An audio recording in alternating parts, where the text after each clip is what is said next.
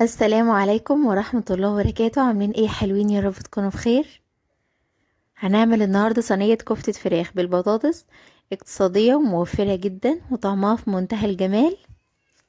تقدري تعملي جنبها كمان رز بالشعرية او مكرونة او عيش وسلطة طحينة، بتكون طعمها حلو جدا ومنجزة، ما بتاخدش وقت لو انتي مستعجلة، وفي نفس الوقت اكلة مشبعة.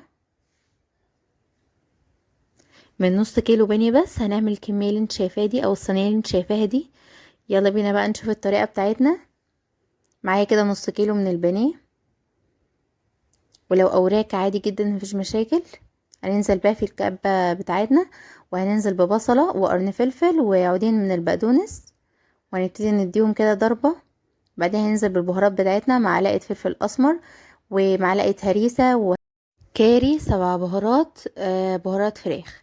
وهننزل بمعلقة صغيرة من البيكنج باودر علشان تبقى هشة مش مكتومة معايا. كده خلاص ضربناها في الكبة. هبتدي اعمل جنبها كده شوية زيت، معلقة زيت كبيرة ومعلقة بابريكا علشان نصبع بيها الكفتة بتاعتنا، بتديها لون وطعم حلو جدا. وهنبتدي كده الفرش اللي يبقى في الصينية معايا من تحت بصلة، ومعايا بطاطس ومعايا فلفل. هنبتدي رشة فلفل اسمر ورشة ملح، وهندعكم في بعض كده. الحركة دي بتطعمهم جدا.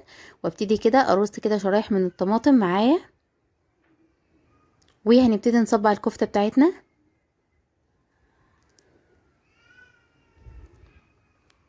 شايفين الصينية شكلها حلو ازاي؟ هنبتدي بقى نصبع الكفتة بتاعتنا كده.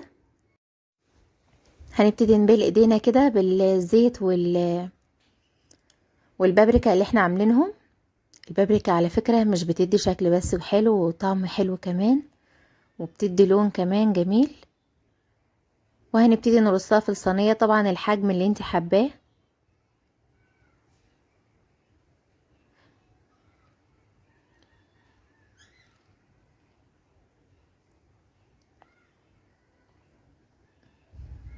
عاوزة تعمليها كور او تصغري الحجم شوية عن كده او تكبري شوية عن كده، دي طبعا حاجة ترجعلك. شايفين لونها؟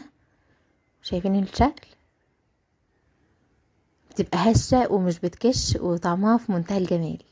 انا كده خلاص صبعت الكفتة كلها كده بالطريقة اللي انتوا شايفينها دي، وده بقى شكل الصينية بتاعتي. هنبتدي بقى نجيب كده طماطم. معايا طماطم مضروبة في الخلاط، حوالي كده كوباية طماطم. الزيت بالبابريكا اللي فاضوا معايا هبتدي انزل بيهم على الطماطم كده، وهننزل بملح وفلفل اسمر و7 بهارات، وهنقلب وننزل بيهم على صينية البطاطس بالكفتة بتاعتنا.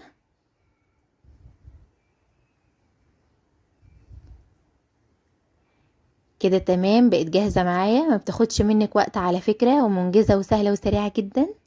اتمنى تجربوها. هبتدي بقى اجيب ورق فويل، او لو عندك غطا حلة تمام اغطيها، مفيش اي مشاكل. اغطيها كده وادخلها الفرن على رف وسط على درجة حرارة 200. بتاخد حوالي تلت ساعة وبتكون جاهزة معاكي. وبألف هنا على يجربها بإذن الله. والسلام عليكم ورحمة الله وبركاته.